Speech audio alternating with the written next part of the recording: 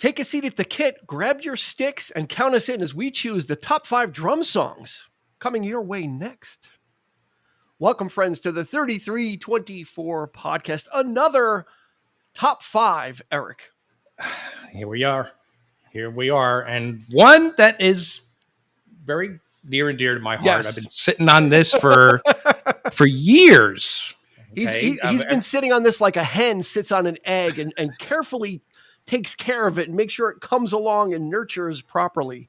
And I will refer back to our one of our very early episodes, which was our bass player episode, where Dean was giving me shit for weeks, thinking that because I happened to pick 4 out of the 5 that he chose.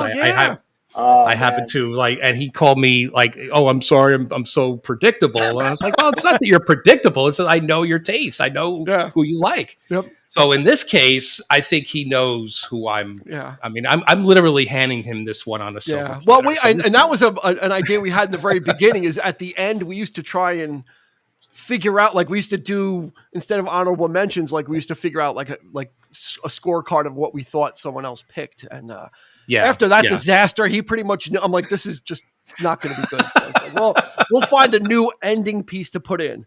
If you're watching us on YouTube, there is a third person here. If you're listening to us, he's been very silent. So it's no, that's okay. He's just taking it all in. He's just kind of letting us go. So I don't want to go too far without introducing our guest, Mr. Christopher Clark. Welcome aboard, sir. How are you? Well, man, it's very good to be here. I'm looking forward to this stuff. Yeah, it'll be a lot of fun. Yeah, Chris is very active on our group and has shown demonstrated a musical expertise that rivals. It doesn't rival mine. No. It rivals somebody's. It's close. No, but no. Chris is very, very vibrant and active on our page. So I thought it'd be a fun idea to get him in. I gave him a choice. I said, "Do you want to do an episode or a top 5?" And he said, "I'll do a top 5." Right. So that was his choice. He chose to jump in here with us. And it was definitely a tough one to do too, because I feel like I could have made the list like 30 songs long, and just I kept rotating them in and out as I was putting my list together. It's tough. Really? Well, okay. So let's. I mean, I'm sure. Well, here's the thing. All of our lists probably could have been long, but I didn't because there's a lot of obvious songs. So from that standpoint, it was a little more difficult for me to really choose. Like, you could probably go to Zeppelin all day long, right? Right. So for you, for Chris, when you're looking at these songs for this particular thing, we're doing top 5 drum songs. Right. So they're not necessarily songs where it's just a drum song, right? It's the drums might be. What criteria did you use to come to your top 5? My top 5, what I really thought about was what you said, is like I didn't want to cover ground that had been covered before. So like I know everybody always talks about Bonham and Keith Moon and Neil Peart and all those guys, and I'm not saying that you have to wait and see my list, but not saying I didn't put any of those in, but what I tried to think of was what was some of the less obvious ones that people might think of as like the quintessential drum songs or what automatically comes to mind. And then the other thing I had in my mind is that there are definitely drummers that I think about that I don't think get enough love as drummers. And if you really listen to some of those songs that they play on, like, they really are a key element of the band. Like there's certain bands where the drummer changed, to me, the whole dynamic would change and they wouldn't be the same. Sure. So I really wanted to think about who could I give recognition to that wasn't necessarily, the more obvious ones that people always think about when they think about great drummers. Nice. Eric, what about you? Is it as easy as we think it is going to be, or did you take the same kind of criteria? Well, Chris, I thank you because you are a man after my own heart, and you think like I do. I always go for the underdogs. Dean will, he'll try to say what is the greatest, what is the, I'm always like, well, I want to give love to people that I've actively listened to. I keep it personal. I keep it subjective. Right. But it's legitimately people that I've grown up listening to, but may not be that popular. I'm very, like when Dean sent me the topic, like there was one drummer, like I said, this is a guy that's got to go on my list because I don't feel like he gets talked about enough. Sure. Yeah, for me, I try to approach it for this, from a song by not a drummer necessarily. I wasn't looking to recognize drummers per se, except for maybe in two cases. For me, I was thinking about songs that pop out of me that when I'm listening to it, when it comes up, I'm usually focusing in on the drums for one reason or another. It could be the technical, it could be the swing, it could just be it's really tasty. Not necessarily for the indulgence. So I'm gonna guess we're not gonna see Moby Dick on here. Probably not YYZ. And there's nothing wrong with those. And like Chris said, it's not that we're not dissing any artists that are not on here, because there are a lot of great drummers. And but for me, I think it's more Chris, like when I'm hearing the song. For me, it was easy because I've been sitting on this list, and yeah. How long have you been sitting on this list? I mean, how long? For me, it's been 3 years. Okay, but this is this just like our guitar player episode, the guitar solo episode. We ended up picking, and I think Rob mentioned that a lot of the picks that we chose were some of our favorite guitar players. So in this case, I would be remiss not to include 4 out of my picks are 4 of my all-time favorite drummers. So that being said, okay, it may not be the song you expect, but it'll be the artist you expect. I kind of did a little bit of both. So I dove deep, and I picked songs that may not be what people would pick. Like most people, like you would find on a top 10, like When the Levee Breaks or anything like that. But Bonham's not one of them. Bonham's not one of my drummers, so he's Actually, when I made my list, I was my younger brother and I are very tight, and we talk about music all the time. And one of the things when he saw my list, he's like, "No Bonham," and I'm like, I feel like yeah. But to me, it's almost like it's been done so many times before. It's obvious. Yeah, exactly. There are obvious choices. Bonham, Alex Van Halen. There's so many big time drummers that we're, again, like I said, just because they're not on this list doesn't mean they're not great. It's just it's how we're approaching it too, and what we're looking for. So it's always, these top 5s are great because they're always subjective. They're always from, we're going to have 3 different points of view. So why don't we just get it going instead of teasing it? Eric is going to kick us off with his number 5 top drum songs. All right, let's hear it. All right, my number 5 pick is Mr. Stewart Copeland from The Police, and the song that I chose is "One World," not 3 from Ghost and Machine. What a great. This was probably the song that I've heard him say in interviews how much he liked to play with the drums. And I think at this point, this was the experimental album. So they were kind of breaking out musically. And he was saying, like Sting was, following through with that bass line, and it was just steady. And he was like playing around with the drums behind the beat all the time. And he said, he goes, I could do that. As a drummer, I don't need to be complex. You could play it simple. You could play with time signatures, and that's exactly what he does on this song. The rototoms, the sound of the drums, thanks to him and Hugh Padgham, the co-producer.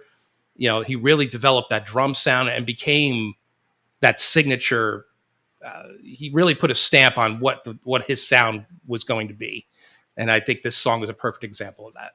Yeah, and that song's got kind of the reggae feel to it, so it gives him a lot of room to work in too, and a lot of room for those great little things that Stewart Copeland is good for, those little add-ins. Which is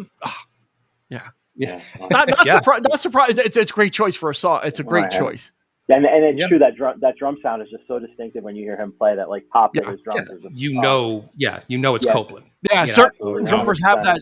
Yeah, certain drummers have that sound where it's like you hear it and it's like, okay, By the way, for everybody listening, we're going to be rolling all of our picks up into a Spotify playlist. So if you want to hit us up on our socials, Instagram, Facebook, YouTube, and give us your picks, we will add it to that Spotify playlist. So we will have a banger of a playlist that we love to crowdsource and we love to have added to. So by all means, once we're done here, hit us up because we've got some honorable mentions too. So we're going to really have a nice package here. Yep. Ready for number 5, Chris? I am. All right. So, I'm ready. So this is one that actually I didn't come to until I was older. I'm a big Stones fan, but I'm one of those Stones fans that, like, when you get to some girls, after everything else after that, I kind of like fall off and I don't really pay much attention. And I was watching the show The Americans, and this song came on, and the thing in one of the scenes, and just the sound of the drums, I was like, what the heck is that? I've never heard that before. And it's on Tattoo You by the Stones. It's called Slave. And it's not one of the more standout tracks. I mean, the Stones have toyed with playing it live, but they never have before. And it's like a showcase for Charlie Watts. I mean, it's all the things that you want to hear Charlie Watts do, playing in the pocket and that steady rhythm. He's doing all these crazy drum fills. Charlie Watts, the thing everybody always knows about him is he doesn't hit his hi-hat and his snare at the same time. And that stuff is very much on display. And it's just all this chaos happening with, Keith Richards playing guitar, and you got Billy Preston on keyboards and Sonny Rollins on sax. And it would be a mess if it wasn't Charlie Watts holding it down. And it's just this unbelievable groove that, to me, it's the perfect. If somebody were to tell me what is Charlie Watts like as a drummer, this is the song I would play. That's a great choice. That's one of my favorite tracks off the record. Chris, you have passed the first entry point in the top 5. You may proceed, sir, and you may continue on to number 4 when we get there. Well, oddly enough, today, as of the recording of this episode, the Rolling Stones released a new song today called "Angry" from their upcoming album. And I heard a little bit. What's that? Yeah, Charlie Watts is on 2 songs on that album, so that's kind of bittersweet. That the Stones are still going, and the song is actually pretty good. Yeah, I haven't heard it yet. I posted a link on our group page, so you guys can go check it out. The Rolling Stones, it's like you can't count them out. No, never. But Charlie Watts is one of those unassuming drummers, right? He was not. Usually, you think of drummers as big, bombastic personalities, and he was quite the opposite of that. He was a pocket drummer. He was there to get the job done. To drive the band forward, and that's what Charlie did to. He was like a metronome, man. Yeah, to great effect. So, yeah. Alrighty, my number 5. We're gonna go with a group that, a couple of albums into their career, decided to change direction, and they needed a new sound. And the song I picked is the first cut off of their album when they reconfigured themselves, which is The Cult. And the album is Electric from 1987, and it was a single, but it's the first song on the album called Wildflower. And the drummer is Les Warner. He's not a well-known drummer, but the Cult recruited him just because they needed something. They needed something different from the kind of goth, alternative-y stuff that they were playing before, very atmospheric, and they really stripped down to a hard rock 4-piece sound. And Wildflower just opens the album. And this drum, the drum pattern on this, and just the drumming, just drive this song forward, which kind of signals that this is something different from the Cult. This is a new sound. This is something more akin to AC/DC on this album. Yeah. And that's what first grabbed me when I heard Love Removal Machine. I'm like, oh, this sounds a lot like AC/DC. So for the Cult, this was a turning point, and I think that the drumming on this album kind of. All the other band members were the same, so they're bringing in a different drummer that's going to kind of give them what they need, and it totally revamped the Cult. So Wildflower from 1987. Now, was he the original drummer when they first recorded the album? Right, he was like there Love. He was there for what they call the Manor sessions, where I believe they had hired him there, and then they hated all that. They went out to New York. They found Rick Rubin, who at the time was only known for working with the Beastie Boys, was still really kind of an unknown element. I think actually he was doing this. Oh no, that was the Beastie Boys. He was doing Slayer at the same time, right? When we did our Beastie Boys. Yeah, what year did that record 87. Come out? So at that same time, he was doing Slayer, and then I think he had even done License to Ill. He was doing at the same time. Yeah, and then I think he was also working with Glenn Danzig, which is his early records have a very similar sound. Yeah, a busy guy, but he was able to give the Cult a new sound. But Les Warner, I got to give him credit for just kind of putting that drum beat down so they can really a lot of times those pocket drummers, man, they just they don't get enough credit, like the Phil Ruggs and the Les Warner on the Cult record. They just good. I recollect that in the car, driving around. We did most of our listening in vehicles. So anyway, number 4. Ready for number 4? Let's do it. Are we ready for my number 4? I'm ready, man. I think let's go.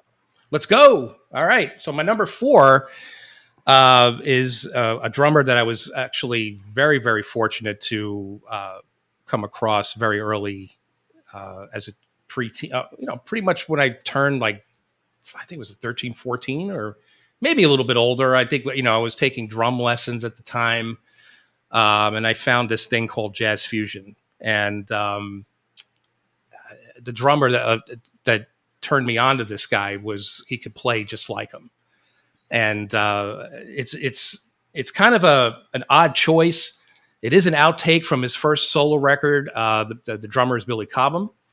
Oh my God, he's so good. Yeah, from Panama. Panama's own Billy Cobham. He's phenomenal. He's double bass. He's got a lot of power to his drumming. He's got the jazz chops, but the syncopation of this guy, the flams, he's just, and he plays with a very, very heavy hand and heavy feet, and he really brings the rock element out of jazz fusion as well. So, but the song that I chose is actually an outtake from his first record, Spectrum. And the reason I chose it is because I recall taking the lessons and going down Main Street, walking. I think I told this story before, but I remember walking down the alleyway to the studio where he was playing. And as I got closer to the studio, I could hear him rehearsing, and it just kind of sort of, it was almost like a fade in where I hear this drumming, and he's just he's going. I open the door and he's just playing like Cobham. And so the song in question is a song called All for One, and it's really just basically a sort of a 10-minute he's just going at it. It's a fade in. These guys are just, playing the hell out of this thing, and the song just has multiple changes throughout. So he kind of slows down, then he speeds up again. But man, check out those double bass drums, and it's easy to find. Dean, for playlist purposes, it'll be easy to find. Yeah. It does appear on 2 of his the Atlantic Years retrospective and his anthology. So you'll be able to find Billy Cobham, and the title of the song again is Billy All for One. And Spectrum, I think Spectrum is actually on Spotify, because I remember it is. I remember I came to that record because Tommy Bolin played guitar on it, and I was just, oh my God, man, that's an amazing album. Yeah, that one has the probably the most famous track is Stratus. Yep. I know Jeff Beck covered that a lot with Vinnie Caliuta. Because he had those chops like Cobham in his band when he put Caliuta in his band. So they would do that. I actually got to see that perform live. Him with Tal Wilkenfeld was on bass playing, and that was tremendous seeing that that song, because I knew Cobham, I knew the song, so that was a treat. Number 4. Anyway, all right, Chris, number 4. What do you got? So this one, I'm a bit of a prog rock freak, and if I was you're in the right room. If I got to pick a song. if I got to pick a live record, I would have put this song on here from the live album that it's on.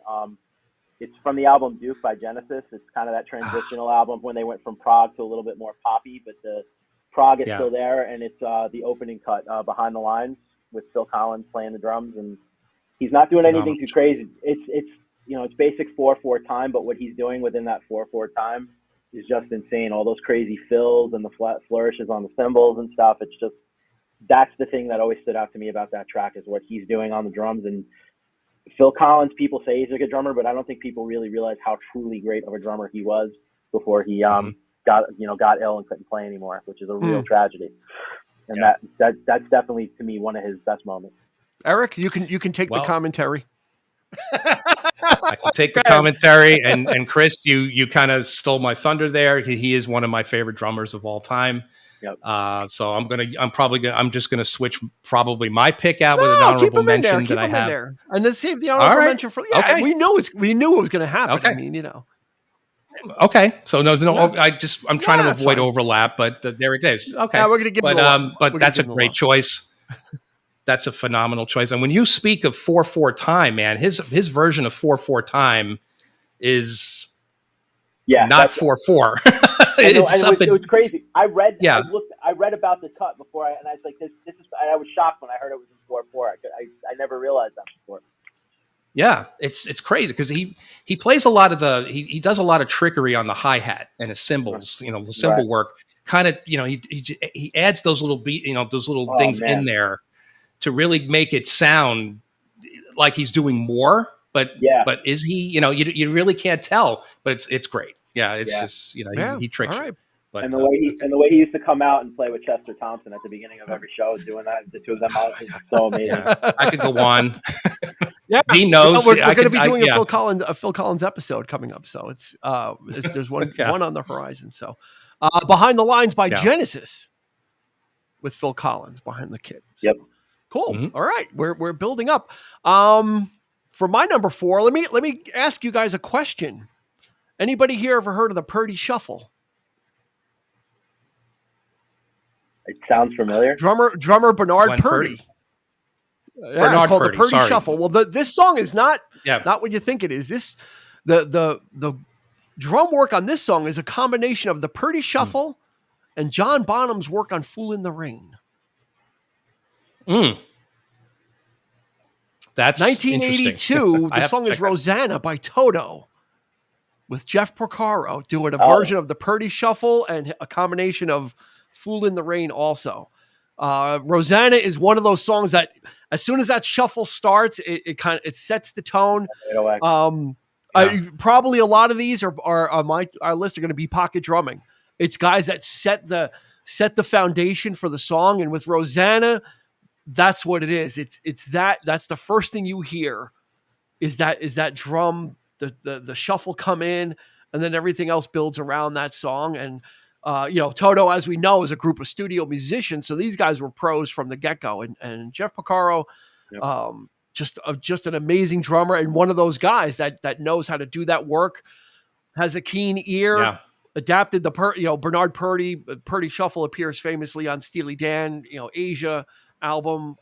Kind of developed. I think he had it before that, but he brought it to Steely Dan. So Rosanna in 1982 for Toto. And excellent choice. And Porcaro, I mean, I consider him very underrated. I don't think people realize just how many songs that guy. Yeah, he was a prolific session guy. Yeah, I mean, he was prolific. Yeah. There's actually There's a great video that shows how he played how he came up with the Rosanna Shuffle, and how he combined it, and it's just amazing to see how he did it and how his mind was. It's phenomenal. Yeah, and hopefully we're shining a light on, like I said, drummers aren't just like the crazy guy in the background. Some of it's a lot of technique, a lot of style, and a lot of thought. And I guess, Chris, if they're doing their job, you don't notice it. Is that the mark of a good, like if they're doing their job so well, you almost don't notice it. Like with Rosanna, right? That's why I picked that, is because it's so part of the tapestry of the song that you almost don't notice it. But whenever I listen to that song, that's the thing. Like that shuffle just kind of grabs me.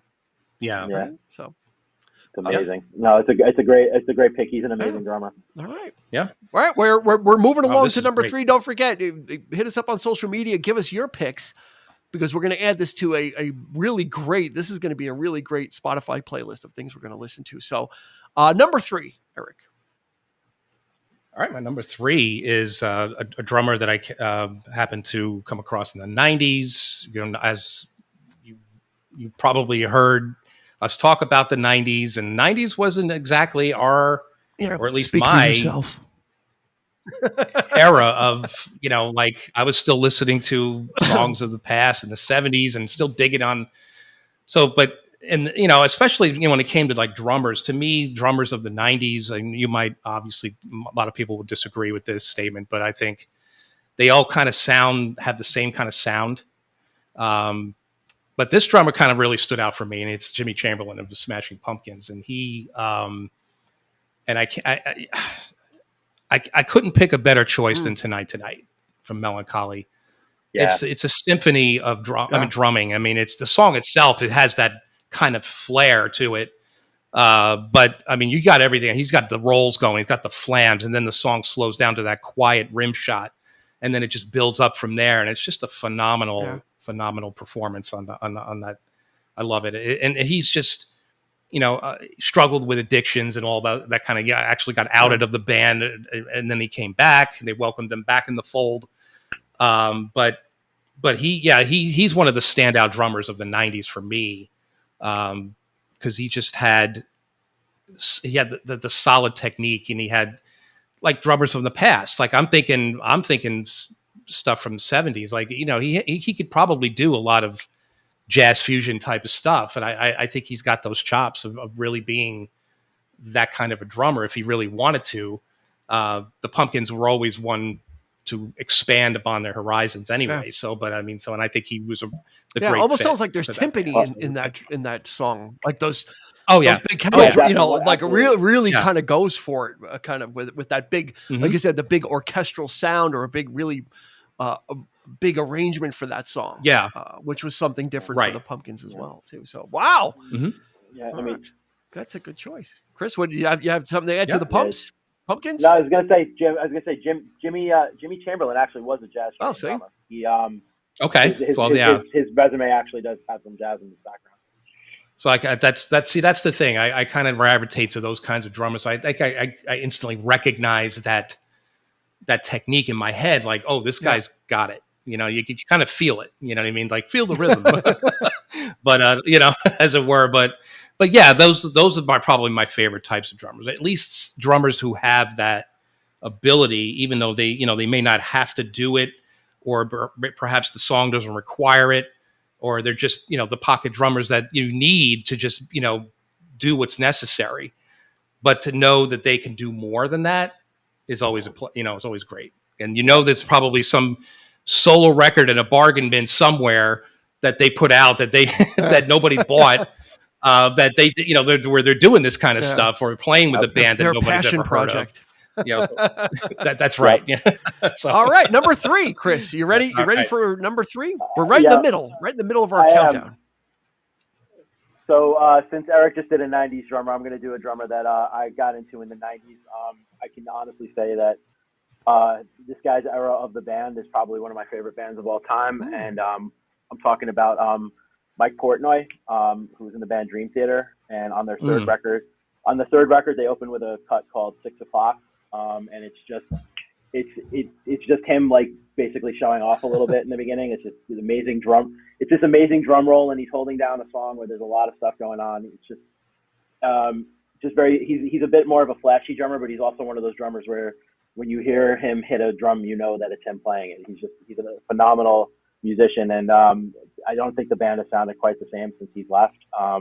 Dream Theater, I don't know if anybody out there knows what they sound like, but they're very much like a prog band, like a Yes or a Genesis, like if Metallica kind of hybrided with them. And I'm they're like a heavier, more guitar-oriented sound. More sort of, they bring out the rock element. But there's some. How many albums was Portnoy with Dream Theater for? I want to say so. It's 1, 2, 3. I can't. If I would sit here and count them all out, it'd be a while. But he was in the band. So a long tenure. When their first record came.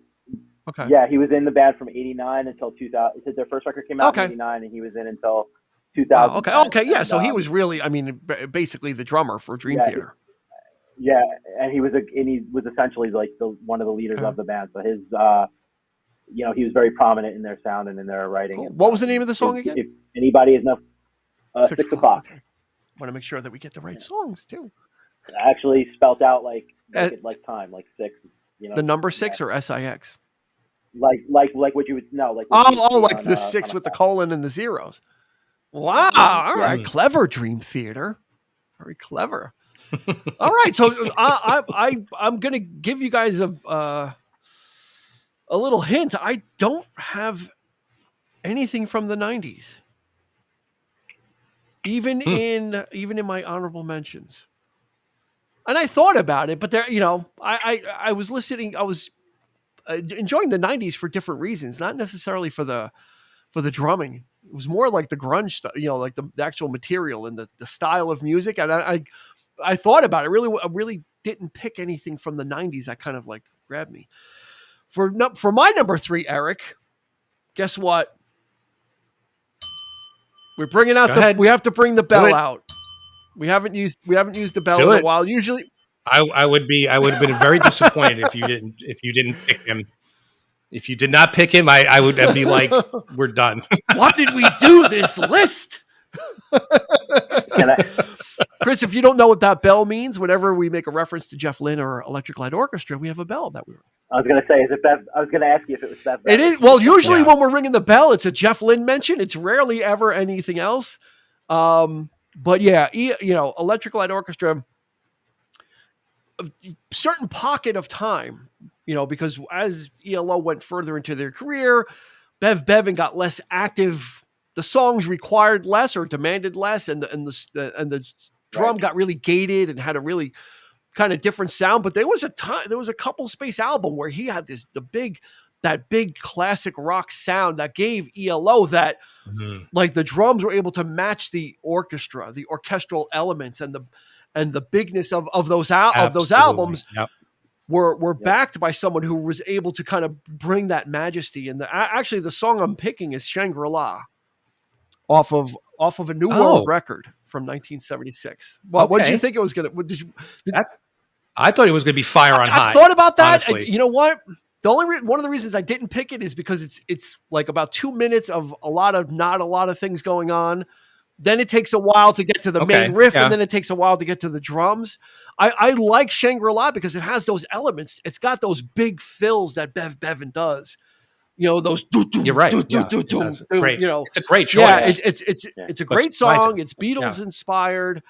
I just love the song, but Bev's drumming on that it's a nice kind of feel to get to know what the things that he was doing. He's done more on Out of the Blue, and I could have picked other songs, but Shangri-La has a nice feel to it, but then it's got those nice big fills at the end that he does. So, and Bev Bevan is from Birmingham, just like John Bonham. There was like 3 big drummers from Birmingham, and it was John Bonham, somebody else, and Bev Bevan were known as like the Birmingham, the Brummie. Bill Ward, Black Sabbath. From Black Sabbath.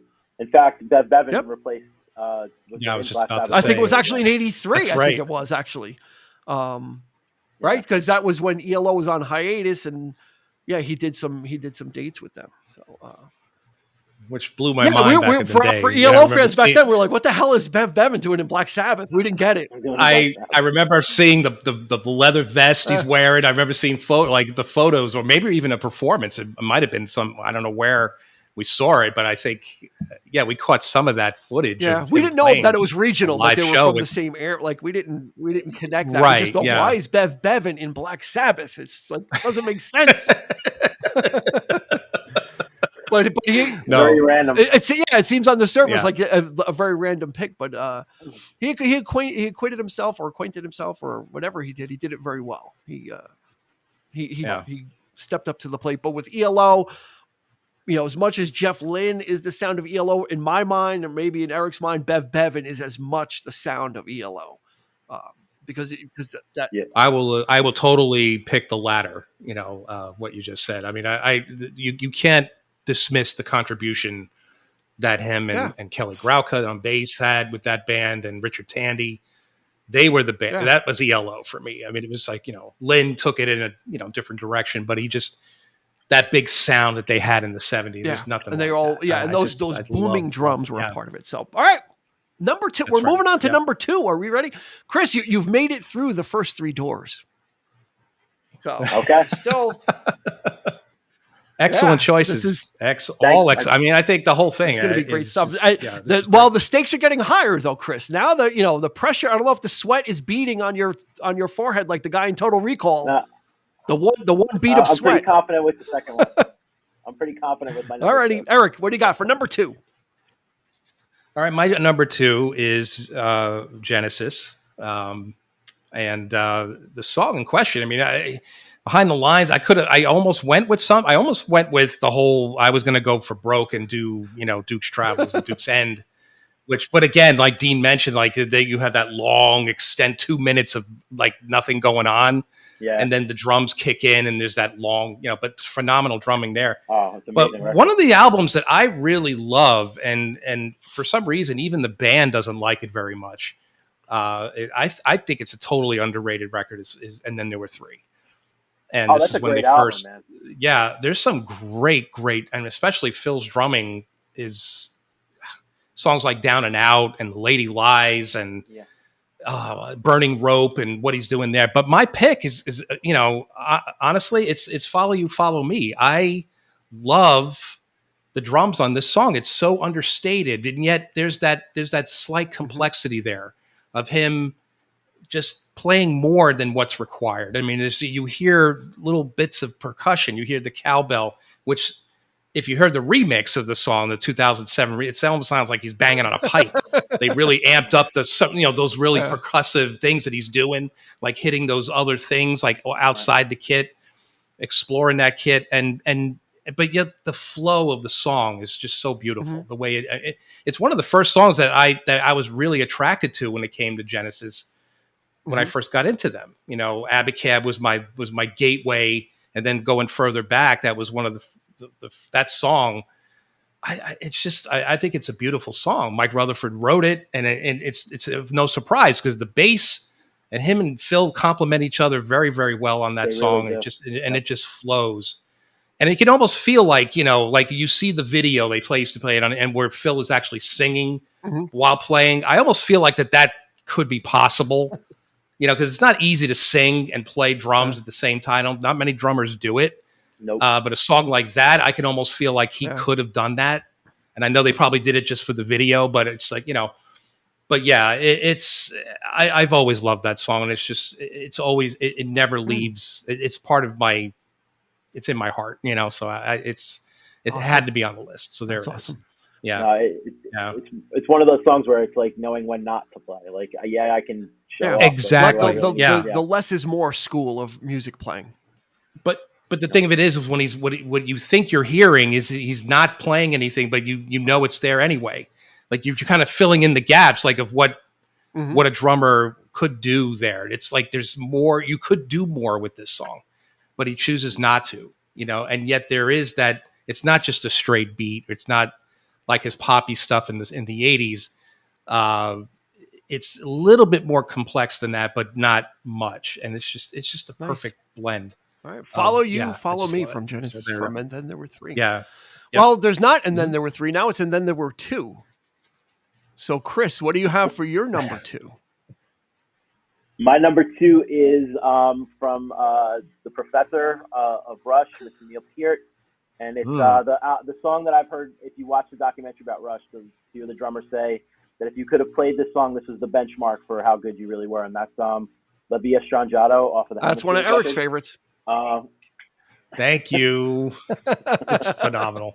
Yeah, I mean, just all the different things that he's doing, and the time changes and all the crazy fills, and then it goes into that song from the 30s, like that you hear in the cartoons, and it's just the ability to go into all those different moods and tempos and time signatures and still hold the listener and not feel bored after listening to a 10-minute instrumental really is a testament to the band, but also that he's able to kind of hold it all together while all that's going on.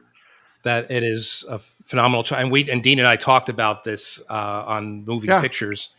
YYZ is a sort of more refined, I think, version or distilled version of what he's doing in that song. There's a lot of YYZ in that. I'm sorry, Eric. Why YYZ? Because they're Canadian. What? So it's YYZ. Okay. We have to. If we're going to talk about Canadian artists, we got to speak the language. We got to speak their regional language here. They don't say Z. They say Z. Right, Chris? Back me up. I know it is. It's Z. It's YYZ. Say it's that Canadian thing. They got They have the Tim Hortons coffee, but they say Z instead of Z. Tim Hortons coffee is incredible. See, it really is, and I didn't know it was from Canada. So you learn something new every day. Dean has all this great knowledge of the breadth of my useless trivia goes outside the bounds of music and movies. There is no bounds. Yeah, it's like from another galaxy. Information that I know. I know no bounds. I'm the Good Will Hunting. He's the savant of trivia that people really don't care about. Of useless stuff. Did Eric really give a shit that Tim Hortons was from Canada? No, but nobody knows it. But Chris, nobody knows but it's great coffee, though. Tim Hortons was a hockey player. He was a hockey player. Yep. Oh, okay. Well, I didn't know that either. So there you go. He took it even further. Go one step further. I believe Tim Hortons is now owned by Burger King. I think they own. I think they own the IP. Really? Of that's odd. Tim Hortons. But yeah, their breakfast sandwiches are incredible as well. Anyway, that's a different top five. My number two. This song.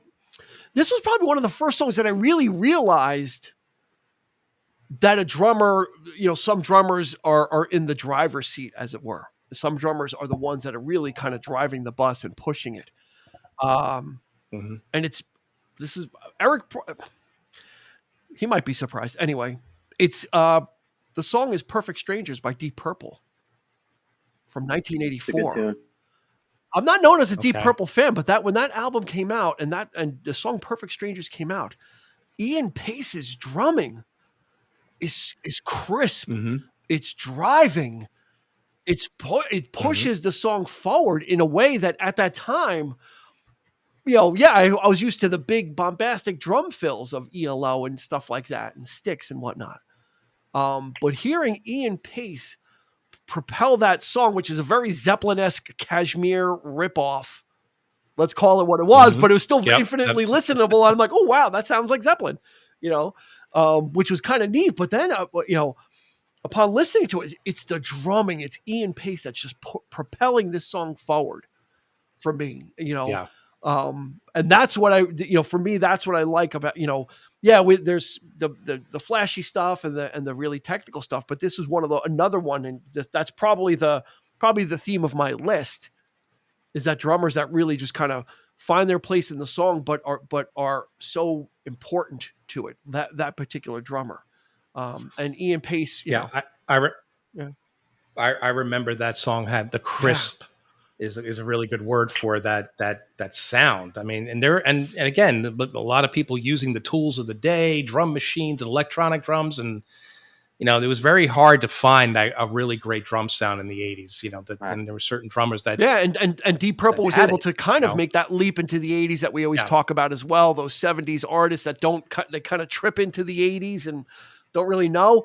Yeah. Same thing. Deep Purple didn't fall for any of the trappings of the 80s in 84 when this came out. That's right in the middle of all that. But you got Ian Pace behind his kit, really just kind of really kind of just killing it on that song.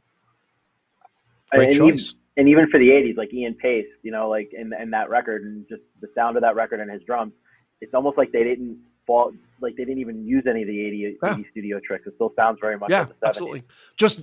It just sounds better produced, right? It doesn't sound slicker, but that's the thing. Like Eric said, that his drums are just so there, they're so present, and there's such a crack to it. And you feel, and maybe it's the way the song is structured too, that it feels like it's kind of lurching forward, and it feels like Ian Pace is on the front of it, kind of pushing it out there. So anyway, it's going to be on the list, so you guys can check that out if you want to revisit a pseudo Zeppelin song that seemed to have been popular in the 80s as well, as bands coming out with songs that sounded like Zeppelin, because it was that group Kingdom Come. Bonham's son had a group called Bonham, which they sounded like Zeppelin as well. So Whitesnake, it was a thing. Yeah, actually, Slow and Easy. When I first heard Slow and Easy, I thought that was kind of Zeppelin-ish, which got me into it too. Still of the Night was a total Zeppelin. Oh yeah, with the little. Let's not discount the Firm. Page himself tried. Was. Page wasn't even great at doing his own Zeppelin ripoff. So, all right, we're ready. We're ready for number one. We're ready to unfurl. So for those listening, don't fret after the number ones. We've got some honorable mentions. We'll go through those a lot quicker, but we're going to add all of these to the Spotify playlist. So Eric, go ahead. Uncork us a number one, won't you? This is probably going to be a very boring choice, guys. I'm sorry. It's a little bit underwhelming, but I have to go with Keith Moon. I got to go with Who Are You? His performance on it was the last thing he did before he died, and I can't forget that. I will never forget that.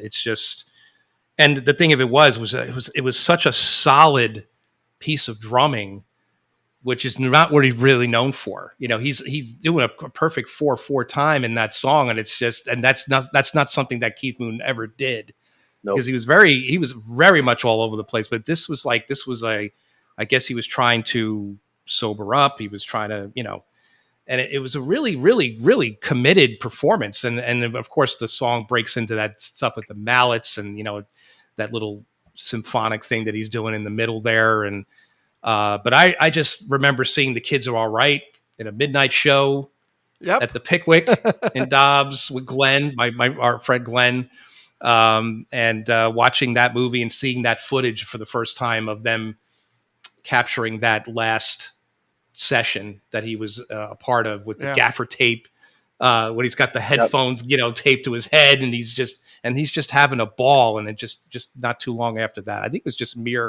might have been just mere days or even a week or a couple of weeks right after that, he was gone. So it was tragic, but it's, you know, I could have picked anything from the early days. You know, I'm a huge fan of the early work of The Who, and anything could have been great. I almost picked a song called I Need You from A Quick One, which is a song that he actually wrote and sang, not a great singer.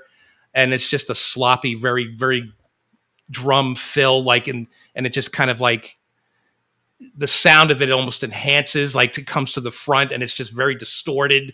And it's like, it's so Keith, but it's like, and I almost went with that one, but I couldn't leave Who Are You off the list. I just had to go with that one. So there it is. There's, you know, sorry if it's a little underwhelming, but that's, you know, you hear it every day on classic rock radio. You know, the thing about Keith Moon always looks like his technique always looked like he didn't know how to play drums. Like the way he would like do things and the way he would like hold the stick. He did a lot of this. He was like the anti-technique drummer.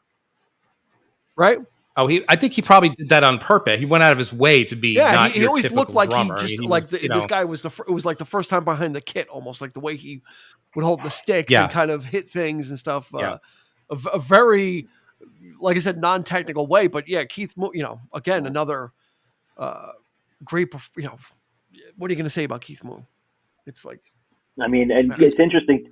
It's interesting too, because, you know, you say like that song is Keith Moon being a little bit more of a pocket drummer than he is in other songs. And, you know, one of the things, if you ever hear Pete Townsend talk about Keith Moon, is that all he ever really wanted Keith Moon to do was go boom, bap, boom, boom, pop, boom, pop. Yeah. And like, that was always a frustration for him as a songwriter, because he knew that wasn't who Keith was. And like, so for him at the end of his life to finally like pull that together and do that is kind of interesting. Yeah. And it's, you know, Pete was always keeping the time. He was the rhythm. I think he became a rhythm player, probably not by choice, because he had to. Between Keith and John Entwistle, those guys were just, you know, they were forced. I mean, that was a hell of a rhythm section. That was oh my God. Yeah. So wow. All right. So there it is. Number one. Who Are You from The Who? All right, Chris. Mm-hmm. You've got a number one. You've got a number one on your list. You have to. You've come this far. Yeah. You've climbed the mountain. So my number one, when you sent me that this was going to be the list, I knew this guy was going to be on my list. He's not a drummer I came to until I was a little bit older. My brother is a massive, massive fan of the band that he plays for, and you know, I kind of picked it up by listening, you know, through osmosis through him and stuff. But that's Carter Beauford from the Dave Matthews Band, and on their record Crash, there's a song called Tripping Billies, and he's just one of those drummers that like, he does all of these crazy things, but at the same time he holds it all together as well. But like, just like all of his fills and his cymbal crashes and stuff, and like, you know, he's very specific in his choices that it keeps the song together. But it's just to listen to him play, he's the thing more than Dave's voice, more than Dave's acoustic guitar playing. It's his drumming that I'm really listening to when I listen to the Dave Matthews Band.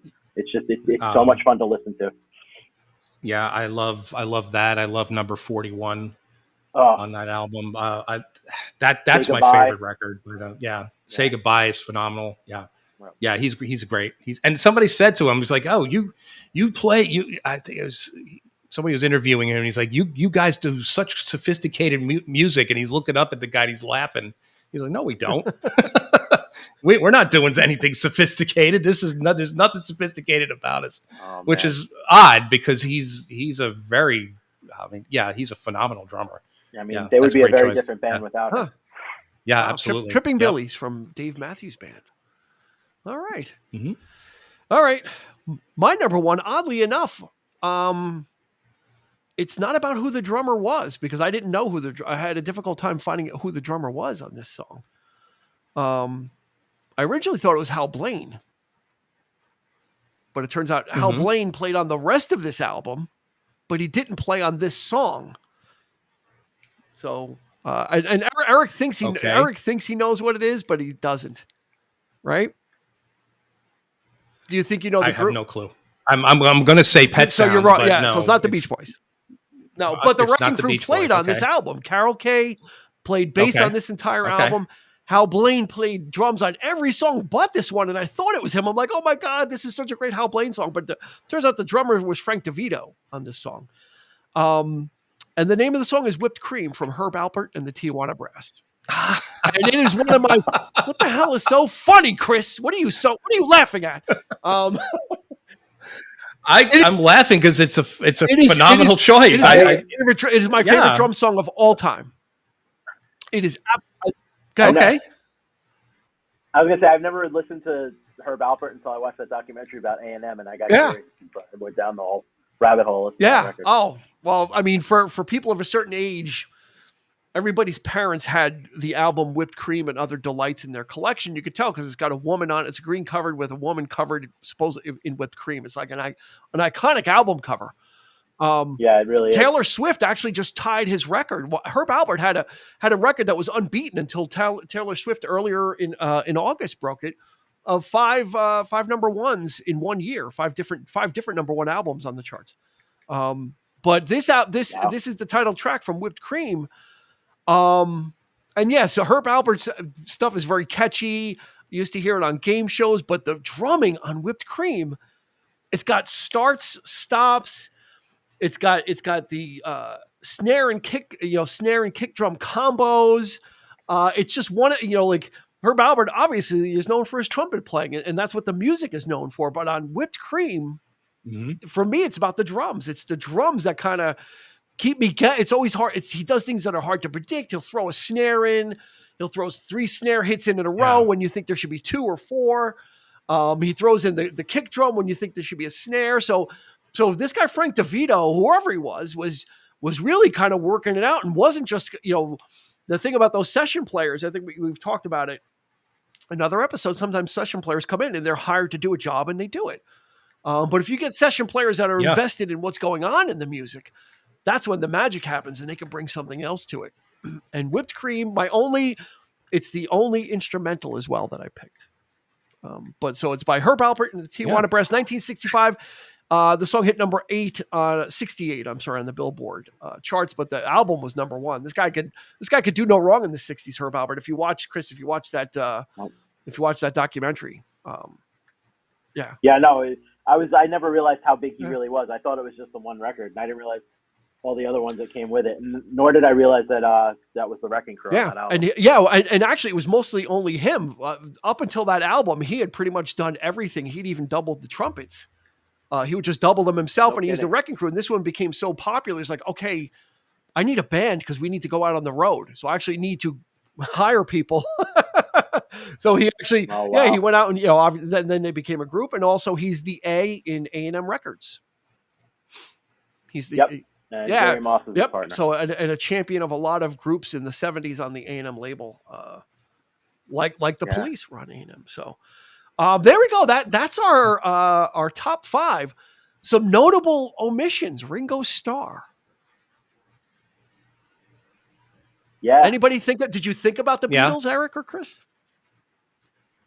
I thought about the Abbey Road suite, like at the end. In the end on the side to Abbey Road. I thought about my go-to song for as far as Ringo is Tomorrow Never Knows. Yep.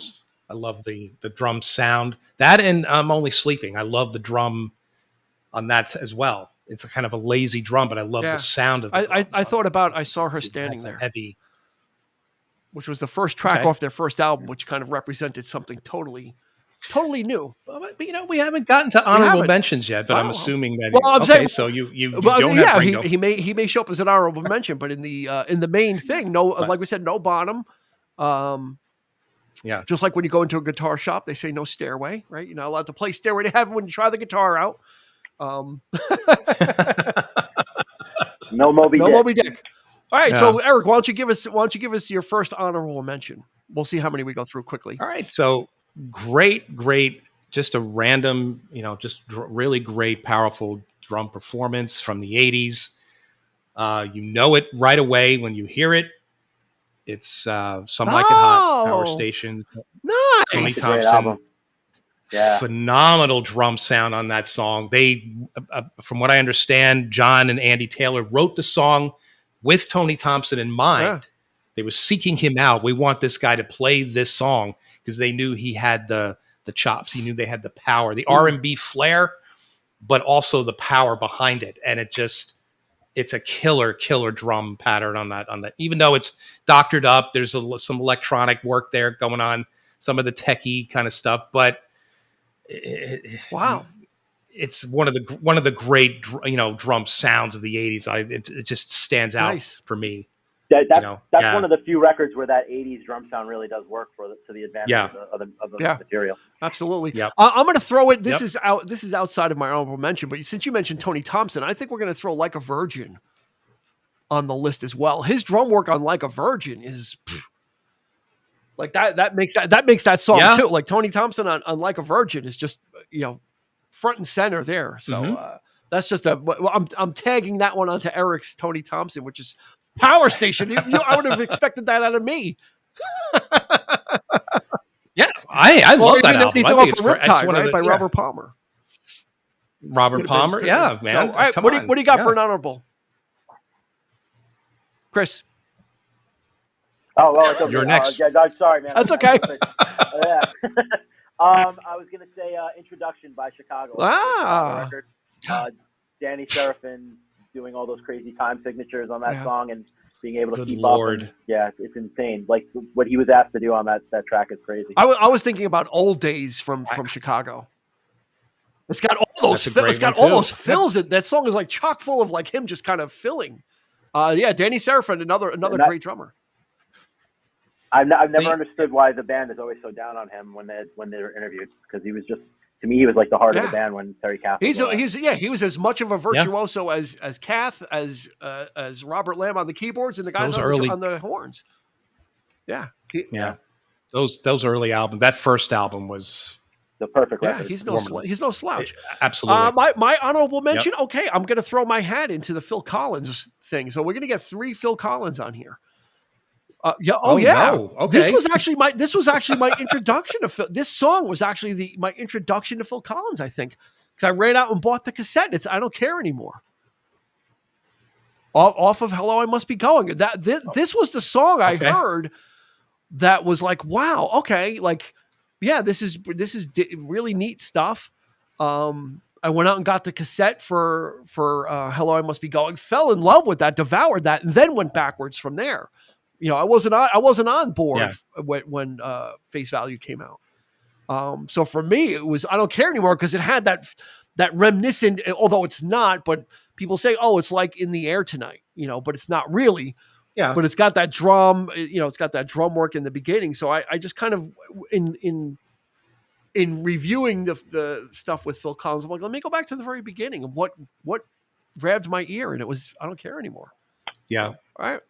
It's a great choice. I also thought about Both Sides, the song Both Sides from his Both Sides record, which was a later album that has a great drum track on there. It's one of those, atmospheric type, but it's like builds and I kind of almost went with that one too, but I think we just set a record. Excellent. This is the first top 5 to have one artist with 3 songs.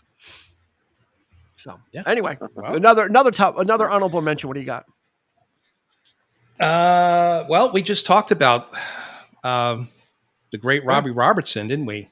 And the drummer on that record was the great. I don't know, many people don't know him, but Mano Katché is very, very formidable. I love this guy. He's very understated, very tasteful. He very elegant drummer, And the song is Somewhere Down the Crazy River. The drum pattern on that song is I just love it. It catches you. It gets you in that in that mood, right? I mean, it just, it sets the atmosphere, and it's just this, sort of sluggish kind of,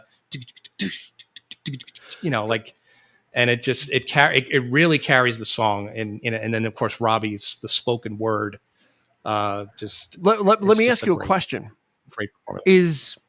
Is his work on Somewhere Down the Crazy River reminiscent of Stuart Copeland? Is you just get some? I get some. Now, when I started thinking about when you were saying it, and then we were talking about Stuart Copeland, there's a little bit of that same type of DNA, that kind of atmospheric stuff. That small cymbal stuff. Yeah, he does. He does. They know hits. These guys know how to work. These guys really know how to explore the kit. And we're not just talking drums. We're talking cymbals. We're talking crash. We're talking hi-hat. We're talking where that's an integral part, just as important as any major drum component, like the tom-toms or the snare. But yeah, you're right. It's like there's that, and then he has this incredible snap when he hits those rim shots. You think of songs like Your Latest Trick from the Brothers in Arms album on Dire Straits. He plays on that song. The title track he played with Sting, and of course Peter Gabriel. And he's still touring with Gabriel. But I just love his very understated but elegant drumming. It's just, it really captures the attention. And it's, you don't have to be a bombastic drummer to be great. And I think he. Yeah, this is atmospheric and tapestry style drumming of setting the scene for the song, setting the backdrop. Setting the scene. Right. You're right. Chris, what do you got? You got something else there? I got this one was the last. I almost had it on the list. I was trying to figure out if I was going to swap it out. It's "Goodbye Eleanor" by Toto. Another wow, two Toto songs. Who would have thunk? Yeah, and that one is just like. It's this like driving hard rock song, but it's got this like bounce to it, and it's just in the way that he's playing the drums and playing all these fills in between the songs. It gives it like this like bouncing type of feel, even though it's like a hard rocking. Yeah. Again, we can't say enough about Toto and Jeff Porcaro. Just these guys are top. Toto's they're all top shelf, top rate musicians anyway. So when they decide to say, "Hey, let's make a band," how could you miss? Yeah. Even if they had a fair share of hits, but everything else is just going to sound great no matter what, because they're just such pros. Yep. I'm going to go back to 1979 for "Renegade" from Styx. John Panazzo. John Panazzo. I could not leave him off of the list. But I needed to find the right song. And "Renegade" is one of those ones. It's got kind of a swing. It's got kind of a swing. Tempo to it also on the the verses and the chorus, but he's another big drummer. John, like one of those bomb. He's like I look at him and Bev Bevan in the same type of way. They had those big. They would have those big fills. They didn't go crazy with technically, but they just have those big bombastic 70s kind of drum fills that you looked forward to, that really kind of epitomized that decade. So "Renegade." Those ones you play air drums. Exactly. Unfortunately, sung by Tommy Shaw, but I couldn't find a Dennis DeYoung song that that had he seemed to have done his big work with anytime Tommy Shaw. Dennis DeYoung required a little more nuance. Tommy Shaw needed some of the bigger stuff. So Eric, you got another? Let's go with a couple more. What you got? Okay. I got a song. It's actually Kelly actually picked this one, and it's Josh Freese, his performance on "Mother Mother" by Tracy Bonham.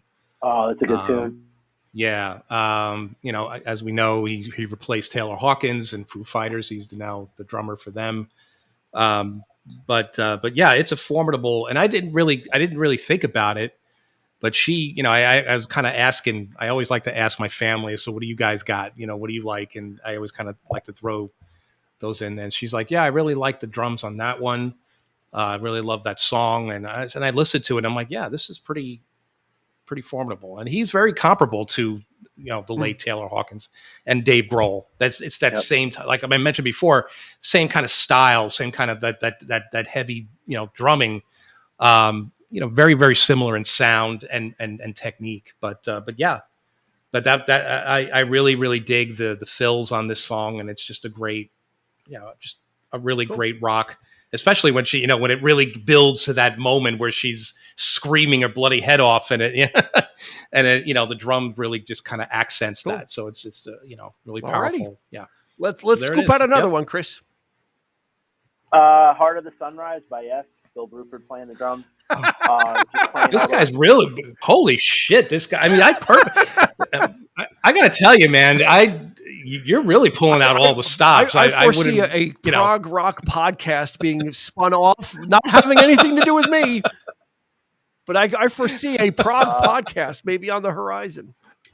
I grew up loving Yes. My father and my mother were both Yes heads, so I grew up loving Yes, and I just like, Bill Bruford's like one of those guys who's like a jazz drummer, and like to keep up with the crazy not time changes, but tempo changes in that song, and to really make every mood in that song fit perfectly with what he's playing. It's just an amazing performance.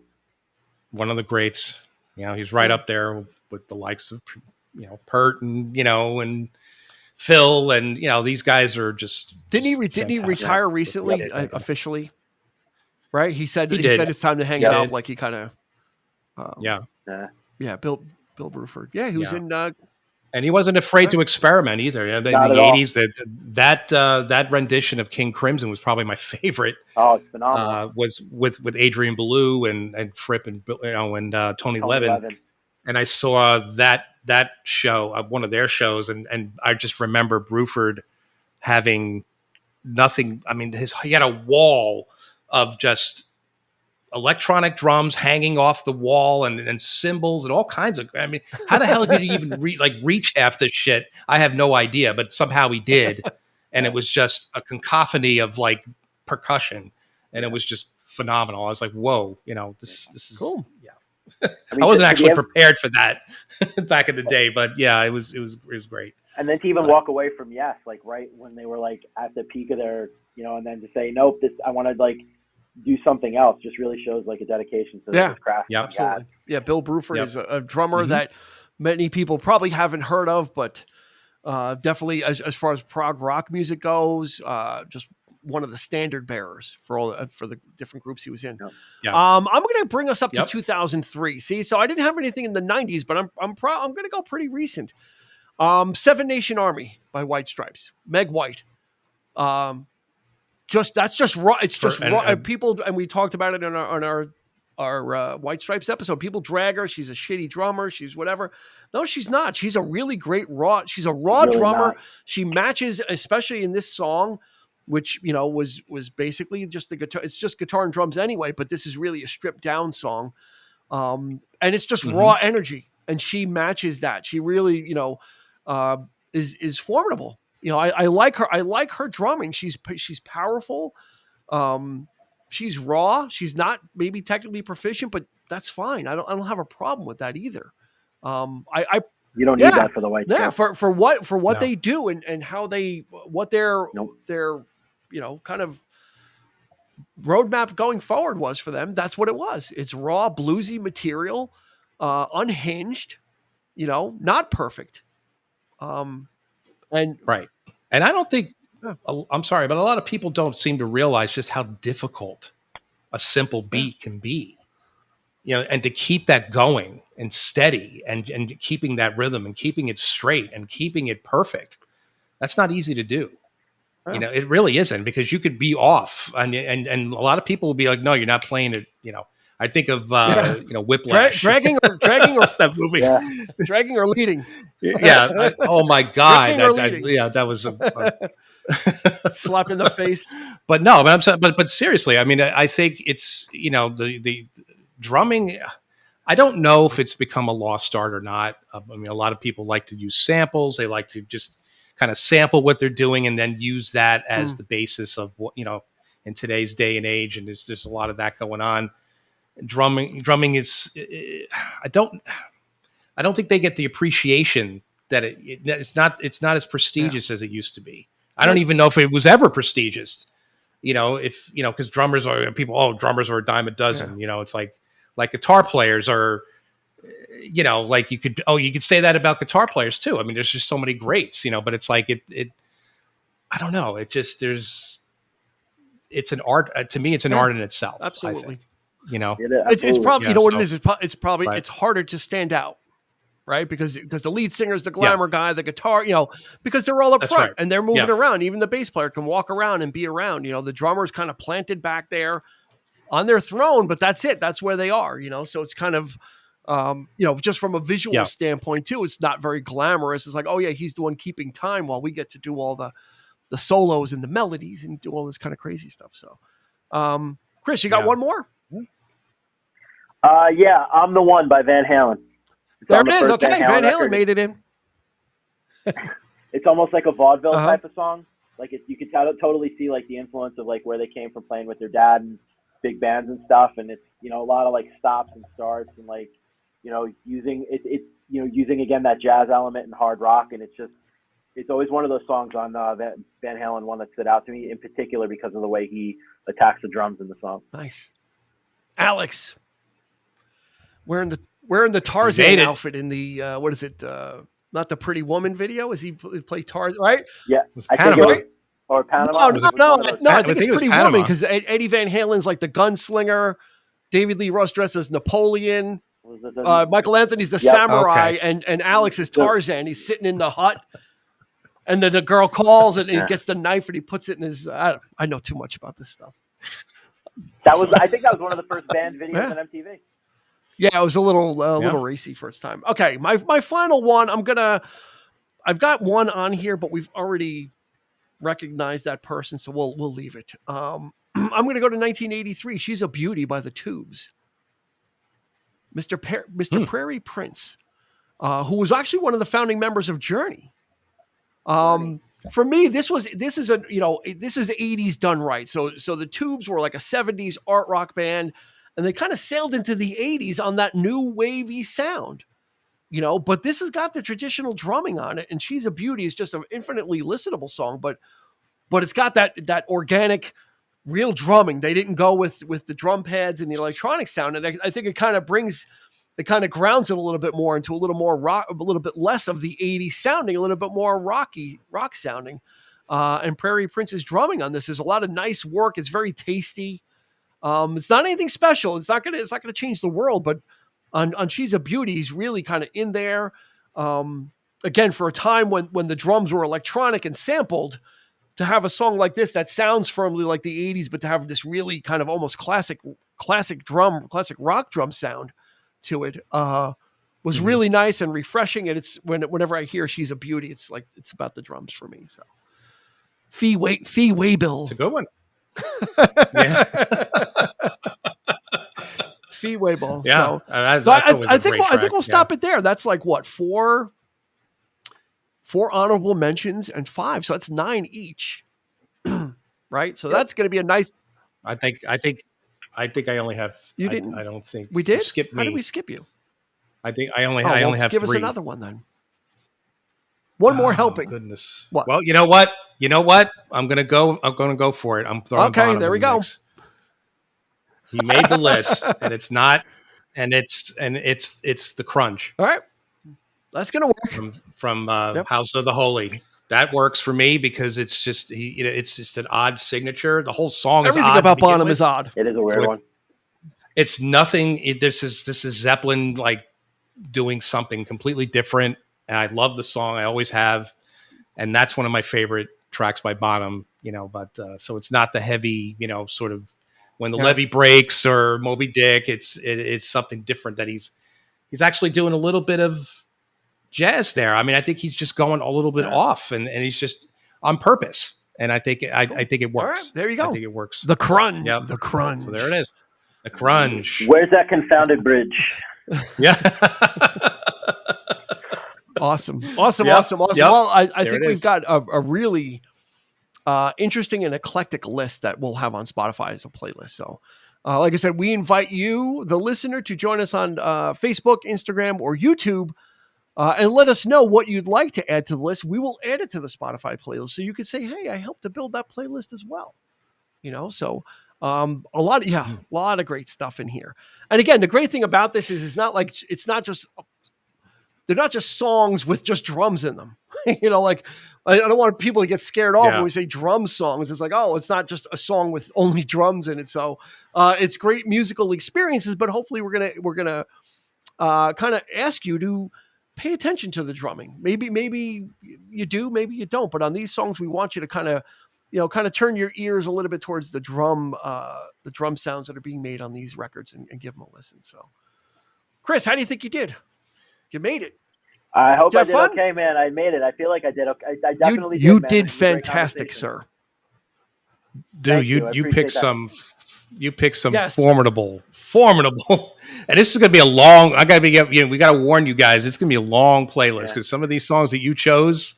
I mean, you're Heart of the Sunrise is like, I think it's 12 minutes, something like that. Maybe more. Giotto's like 10, I think, too. That's right. We're gonna, you know what we're gonna have to do is we're gonna have to make the Spotify playlist, and we're gonna have like Chris's stuff separate because that's like a whole other thing, like a whole other listening experience. It's like it's like an EP. Like Chris gets an EP on this. So, no, that's right. To use Eric's term, your musical knowledge is formidable. And thank you for bringing that because we always appreciate people that love even people that don't know why they love music, but you have a deep knowledge of it, and thank you for bringing that to bear on us. Well, and we really appreciate your contribution to the page and everything you've been contributing. That's what we're looking for. We're looking for people who we're not just throwing everyday thing. We're looking for people who have a little bit of they're not afraid to show their knowledge. Not afraid to geek out a little bit. We geek out and us. To start a conversation. Even I mean that's the whole point. Chris posts a lot of great things, and we hope you'll come back. Did we hurt you? Did we rough you up too much? Or if you guys will have me back, I'd love to come back. I had a lot of fun. No, absolutely. We certainly do you like bubble? Yeah. Do you like 60s bubblegum pop? I do, man. Sugar. I'm shit! Fan. All right, well you're coming back. I thought I was going to sting him. Wow, he just. Yeah, he's not. He's not. He's not going to be scared away. It doesn't happen often, but he almost left me speechless. And as a podcaster, that's not a good thing. But no, Chris, thank you so much for joining us. It's a blast. It's a lot of fun. We absolutely look forward to having you back. So, hit us up on social media. Go ahead and see what's going on there. If you're listening to us on whatever podcast provider you're listening to, go ahead and just give us 5-star review. We would appreciate that. That helps us grow. It helps us kind of spread the word and get in front of more ears, as it were. But we appreciate you for joining us on this episode and checking us out. So for Chris, for Eric, this has been Dean. We will catch you on the flip side.